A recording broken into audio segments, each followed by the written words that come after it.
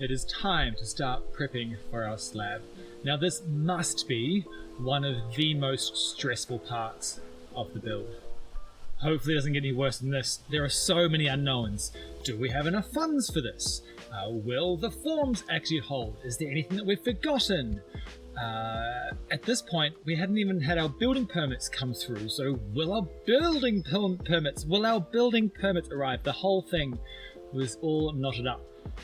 But let's slowly get through it and see if we can pull this off. Here is our to-do list to do before the trucks arrive with all the concrete. But we'll just stick with that top one here for this video. It'll be how to lay out your site, how to do all the string lines to figure out where your slab will go.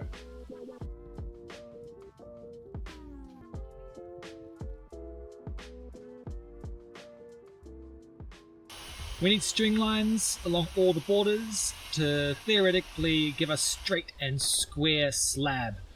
So we have a straight and square house. Super important to be pedantic with all your measurements here.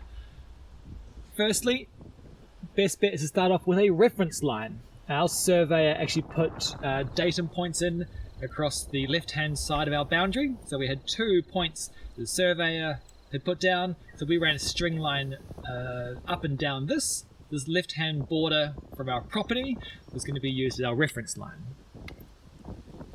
Now when you put in string lines, you need to make these goalposts and make them strong. So you can use wooden stakes or star pickets or whatever it is, it has to be stable. And you want to bang these in so that the crossbar is actually the same height as your finished floor level.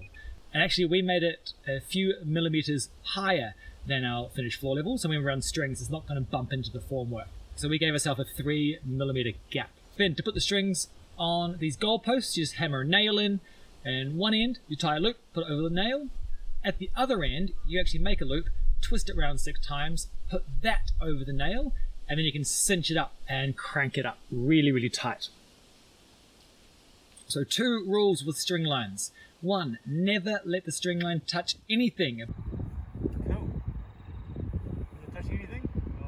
Things. Blade of grass, a piece of formwork, a bit of sand, anything. Don't let it touch anything ever, and always have it super tight. The longer it is, the more it'll warp when you get a gentle breeze through. So do it on calm days and crank that string super tight. Now you want the string to be directly above your datum markers that the surveyor put down. So get out a level and make sure use that plumb edge to make sure it's perfectly above that point. Do not just eyeball it. It's very easy to be out by a few mil. Now if you are not quite over it, put a couple of more nails in the goalposts to bump the string line over to make sure it is over those points. Now that we have this reference line, let's get the parallel side of the slab closest to this reference line. Use your drawings to figure out the distance to this line and then pop it on in, making sure that it's that same distance at both ends of the string line. Then you can put in the string line for the far edge, the parallel side of that house, and then you can make sure the string lines are the correct distance apart. Obviously this should be the full width as your slab, and again make sure it's the same distance at either side of the string line so that these lines are parallel. Time through the top and bottom lines of your house. This can be a little more fiddly. Put in a line perpendicular to the lines you've already put in. That'll be the bottom line of your house. And then repeat that system for the top edge of the house.